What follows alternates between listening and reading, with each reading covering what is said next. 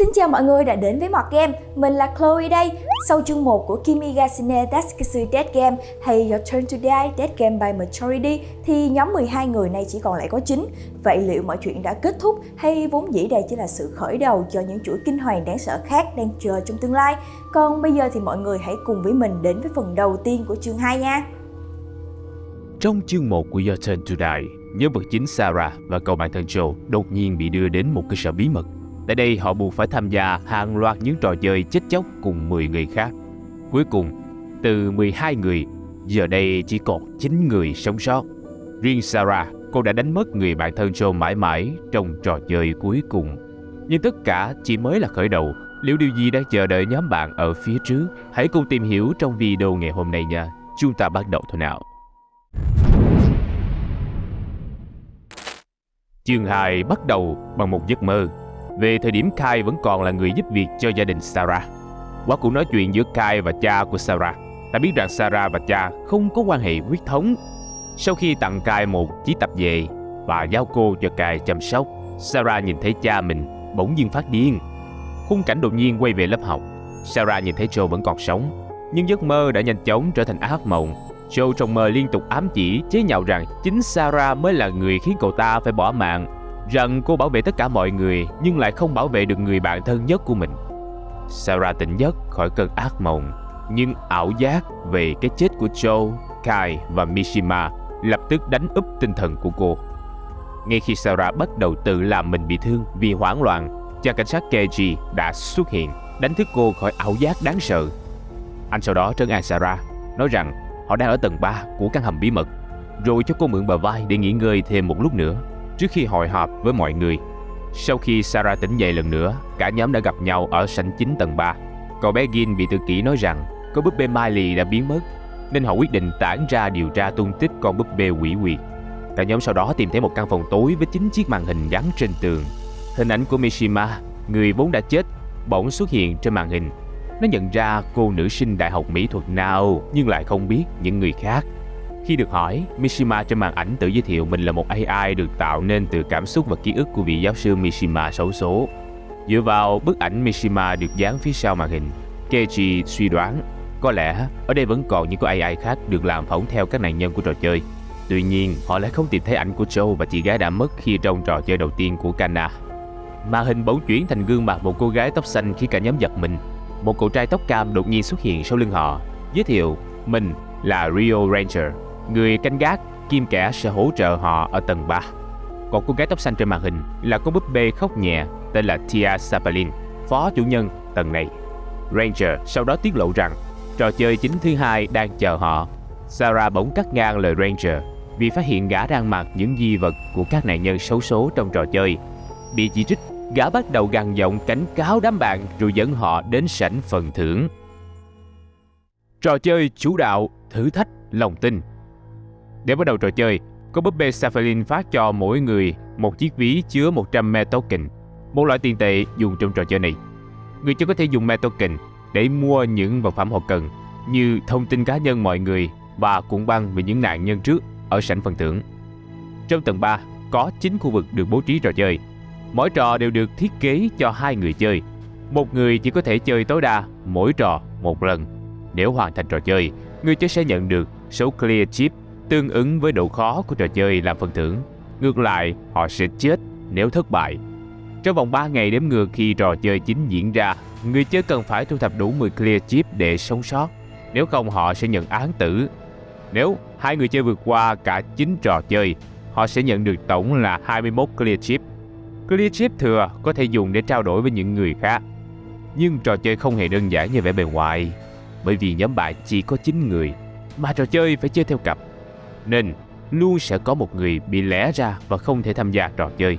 Nghĩa là dù sắp xếp nhóm chơi như thế nào, nhóm 9 người cũng chỉ tìm được tối đa 84 clear chip.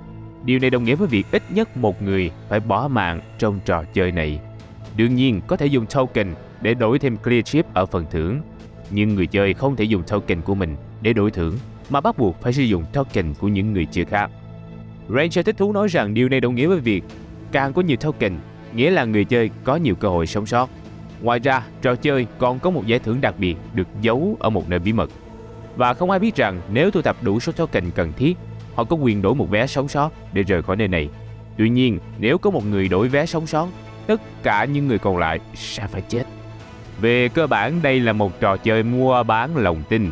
Nếu cả nhóm đồng lòng tin tưởng nhau, họ có thể dễ dàng tiến đến màn chơi chính. Nhưng nếu một trong số họ biết về sự tồn tại của tấm vé sống sót, liệu họ sẽ chọn tiếp tục chơi những trò không điểm dừng hay hy sinh mạng sống của những người chơi khác để sống sót? Thời gian đếm ngược 3 ngày bắt đầu. Nhóm bạn quay về căn phòng đặt chính màn hình thì phát hiện có một màn hình đã bị đập vỡ. Bức ảnh dán sau màn hình đó cũng biến mất. Cả nhóm lúc này mới phát hiện từ nãy đến giờ họ không nhìn thấy Sue.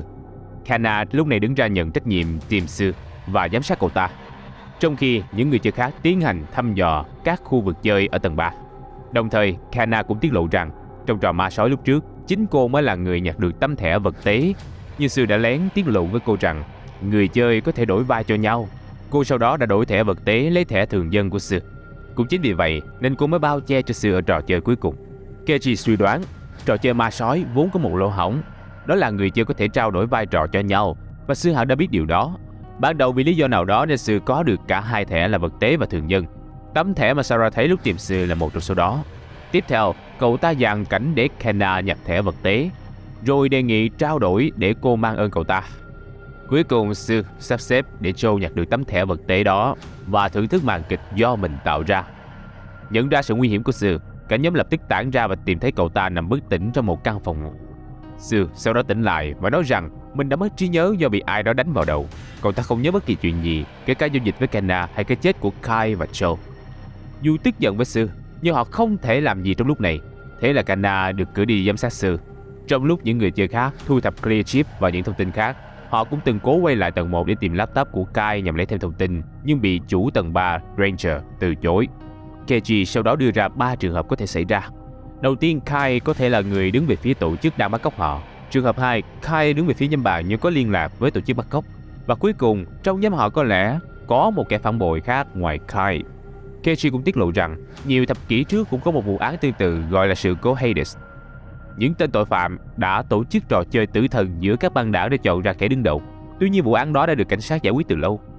Ngày đầu tiên trôi qua khá yên bình, ngoại trừ việc cô nàng ca sĩ nhạc punk phát hiện một máy bán nước tự động với dãy số 200 được vẽ trên tường. Sau đó đoán rằng có lẽ họ cần 200 token để đổi lấy thứ gì đó từ cỗ máy. Đêm đó, một tiếng động lớn vang lên trong lúc cả nhóm đang ngủ. Sau khi chạy đến nơi phát ra tiếng động, họ nhìn thấy màn hình phát ảnh Mishima đã bị đập vỡ. Mọi nghi ngờ đổ dồn về Sue, nhưng Kana đi theo cậu ta cả ngày hôm nay vội đứng ra thanh minh. Vì không tìm thấy bằng chứng Sue là kẻ phá hoại, nên cả nhóm chỉ đành quay về phòng mình. Trò chơi thứ nhất. Sang ngày thứ hai, Reiko và Sarah phát hiện ra một khu trò chơi khác nằm ngoài chính khu vực được liệt kê ban đầu, tên là căn phòng dối trá. Vì là khu vực bí ẩn nên phần thưởng sau khi hoàn thành trò chơi này được nâng lên 6 clear chip, nhưng nó sẽ đóng ngay sau khi có người hoàn thành màn chơi. Reiko lúc này mới nhận ra dù họ có hoàn thành hết trò chơi thì nhóm họ vẫn không tìm đủ clear chip để cả 9 người cùng sống sót. Điều đó đồng nghĩa với việc họ bắt buộc phải vượt qua trò chơi căn phòng dối trá nếu muốn tất cả mọi người đều an toàn. Vậy nên Reiko và Sarah quyết định bắt cặp để tham gia trò chơi. Bên trong căn phòng họ nhìn thấy 6 clear chip và một cuộn dây nằm trên bàn. Một tiếng động lớn chợt vang lên. Trong khi Reiko nhặt clear chip, Sarah vội lấy sợi dây rồi nắm tay cô bạn chạy khỏi đó. Nhưng khi ra đến nơi, Sarah nhìn lại đã không thấy Reiko đâu nữa. Trong tay cô chỉ còn lại chiếc găng tay mà Reiko hay mang. Reiko lúc này đột nhiên xuất hiện và đưa 6 clear chip cho Sarah. Nhưng lạ ở chỗ tay của Reiko lại mang đủ 2 chiếc găng tay và khẳng định rằng Sarah không hề kéo tay cô ra đây. Dù cảm thấy nghi ngờ nhưng Sarah vẫn quyết định không lên tiếng. Kyutaro và Keiji sau đó thông báo rằng họ tìm được laptop của Kai. Nhưng khi thử nhập mật khẩu mà Sue từng đọc, họ phát hiện ra Sue đã nói dối. Như nghĩ ra gì đó, Sarah nhập tên cha mình và thành công mở khóa chiếc laptop. Sau khi đọc những email lưu trong laptop, họ nhận ra Sue đã nói dối về thứ tự mail để họ hiểu lầm về Kai. Về cơ bản, Kai đã phản bội tổ chức vì Sarah. Anh thậm chí còn giả danh gửi mail đánh lừa tổ chức để bảo vệ cô. Tuy nhiên việc này đã bị những kẻ tổ chức trò chơi phát hiện. Vào cái ngày Sarah và Joe bị bắt, Kai cố tình đi theo cảnh báo cô đừng về nhà chứ không hề có ý làm hại cô. Chiếc laptop sập nguồn vì hết pin. Cả ba quyết định tản ra và giữ bí mật về việc tìm thấy chiếc laptop với 6 người còn lại. Sau khi ra ngoài, Kana đến và nói rằng Alice đang canh Sue ngủ. rồi ngỏ ý muốn Sarah đi cùng mình đến một căn phòng mà cô vô tình tìm được. Tại đây, Kanna bắt đầu bị sang chấn tâm lý vì nơi này giống với căn phòng diễn ra trò chơi đầu tiên của cô và chị gái. Lo cho Kanna, Sarah đã bảo cô ấy ra ngoài nghỉ ngơi. Thế rồi trong lúc kiểm tra căn phòng một mình, Sarah đã tìm thấy điện thoại chứa đầy những lời mắng chửi và nguyền rủa của chị gái Kanna. Vì không muốn Kanna thấy, Sarah đã vội vàng giấu điện thoại khi có người vào. Alice và Sue sau đó đến rủ Kanna cùng trao đổi token. Sarah cũng tách ra để không bị nghi ngờ. Cô đi đến phòng y tế, rồi lại nhìn thấy ảo giác về Joe in trên cửa. Phó chủ tần Saffelin xuất hiện. Cô ta giải thích rằng Joe mà Sarah nhìn thấy là búp bê thí nghiệm do tổ chức chế tạo với mục đích xoa dịu tinh thần người sử dụng. Vào lúc Saffelin cố dụ Sarah dùng con búp bê Joe để xoa dịu nỗi đau tâm lý, Keiji xuất hiện ngăn cản và an ủi Sarah để cô thấy khá hơn. Sarah sau đó quay lại căn phòng để lấy chiếc điện thoại cô đã giấu. Nhưng Sue đã nhanh hơn cô một bước. Cậu ta sau đó còn tráo trở thừa nhận mình không hề mất trí nhớ, và dù Sarah có giấu thì sớm muộn gì Kanna cũng tìm thấy chiếc điện thoại. Sarah ngỡ rằng Sue là một tên xấu xa, nhưng ngạc nhiên thay khi cô cố giật lại được điện thoại thì phát hiện những tin nhắn nguyền rủa đã được thay bằng tin nhắn động viên từ lúc nào. Sue thấy vậy thì thở dài. Cậu ta lấy lại điện thoại, bảo từ giờ sẽ không để Sarah làm theo ý mình nữa, rồi bỏ đi. Tối đó, Kyutaro và Keiji xảy ra tranh cãi về chiếc laptop của Kai đã biến mất. Kyutaro nói rằng anh ta đã đưa laptop cho Kanna, còn Kanna nói rằng cô muốn dùng laptop để đổi lấy chiếc điện thoại từ Sue. Sau khi đọc những dòng tin nhắn đã được sửa đổi, Kanna thở phào nhẹ nhõm và trút được gánh nặng về sự ra đi của chị gái. Về phần Sue, cậu ta cười vui vẻ trước sự tức tối của Keiji và nói sẽ trả laptop lại cho Keiji với giá 50 token. Thấy Keiji có vẻ do dự, Sue đề nghị Keiji chuyển 50 token đó cho Sarah cũng được. Nhưng sau một hồi suy nghĩ, Keiji quyết định từ chối, rồi bỏ đi. Sau sự kiện đó, Sarah dần nảy sinh nghi ngờ với Keiji vì cô cảm thấy anh đang che giấu bí mật nào đó. Một lúc sau, Nao đã mua cuộn băng ghi hình một nạn nhân của trò chơi và đề nghị Sarah cùng xem. Cuộn phim ghi lại cảnh một nữ cảnh sát đang gặp nguy hiểm. Bỗng một người đàn ông xuất hiện trong khung hình, chần chừ nhìn người phụ nữ bỏ mạng. Sarah nhận ra người đàn ông trong đoạn phim chính là Keiji. Đồng thời cô cũng cảm thấy mình đã dần quen với việc nhìn người khác bị tước đoạt mạng sống. Sang ngày thứ ba, Kyutaro đến tìm Sarah yêu cầu trao đổi token. Nhìn thấy anh ta trông khá hoảng hốt, Sarah hơi nghi ngờ về mục đích của Kyutaro nhưng vẫn đồng ý. Kyutaro sau đó sẽ mang 200 token đến máy bán nước tự động bí ẩn và đổi được tấm vé sống sót. Sau khi Kyutaro hèn nhát cầm vé bỏ đi, chiếc vòng cổ sẽ được kích hoạt và tước đoạt mạng sống của những người ở lại. Trong một diễn biến khác, nếu Sarah từ chối trao đổi, Kyutaro sẽ bỏ đi. Ranger sau đó xuất hiện, nói cho Sarah biết rằng những con búp bê AI của tổ chức đều được làm phỏng theo những người tham gia trò chơi tử thần. Và trước khi mọi người bắt đầu trò chơi thì tổ chức đã tiến hành quan sát họ trong nhiều năm để chế tạo búp bê. Đồng thời dữ liệu và cảm xúc của những con búp bê AI đó cũng được tổ chức cập nhật hàng ngày. Tình trạng gặp ảo giác của Sarah ngày càng nghiêm trọng. Cô liên tục nhìn thấy bóng ma của Kai, Mishima và đặc biệt là Joe. Vì quá mệt mỏi sau khi xác nhận mình đã thu thập đủ 10 clear chip, Sarah quyết định chợp mắt. Trong cơn mơ màng, cô nhìn thấy con búp bê Miley đến gần giường mình, rồi tìm thấy 4 mảnh giấy ghi tỷ lệ và nghề nghiệp của 20 người từng tham gia trò chơi tử thần. Trong đó, Keiji được là cựu thám tử với tỷ lệ 9,5%. Khi thời gian đếm ngược kết thúc, cả nhóm tập hợp ở sảnh chính, và hiển nhiên tất cả bọn họ đều có đủ 10 chip như quy định. Ranger bắt đầu chia mọi người thành từng nhóm dựa trên số token họ tìm được. Nhiều nhất là Kyutaro và ít nhất là cậu bé Gin, rồi yêu cầu họ bước vào phòng phán xử. Tại đó, Kyutaro và Gin bị cột vào 2 mặt của tấm bia bắn. Keiji, Kanna, Sue và Alice bị nhốt trong lồng kính. Còn Sarah, Reiko và Nao thì được nâng lên cao để bắt đầu trò chơi. Trò chơi thứ 2, lựa chọn một. Trong trò chơi này, Gin sẽ bị xử tử khi thời gian đếm ngược kết thúc. Kyutaro được trao cho một nút bấm giúp anh có thể đổi chỗ cho Gin. Nói đơn giản, chính Kyutaro sẽ là người quyết định anh hay Gin sẽ phải bỏ mạng trong trò chơi này. Nhóm của Sarah được trao cho cơ hội cứu cả Gin lẫn Kyutaro. Họ có một con số bằng với trọng lượng của Gin. Nếu muốn cứu cậu bé, một trong 3 người phải xuống khỏi bệ cao để con số quay về không. Sarah suy nghĩ rằng họ có thể dùng sợi dây cô lấy được từ phòng dối trá để leo xuống. Nhưng Reiko lập tức giật đứt sợi dây, chứng tỏ sợi dây cũng chỉ là một cú lừa. Reiko sau đó nói rằng họ không thể làm gì khác ngoài nhìn Gin hy sinh. Nhưng Nao lập tức nghi ngờ Reiko là giả mạo và bắt đầu chất vấn cô. Nao sau đó đưa ra bằng chứng Reiko chính là kẻ phá hủy màn hình chiếu hình ảnh của Mishima. Đến lúc này tất cả đều đổ dồn nghi ngờ về phía Reiko.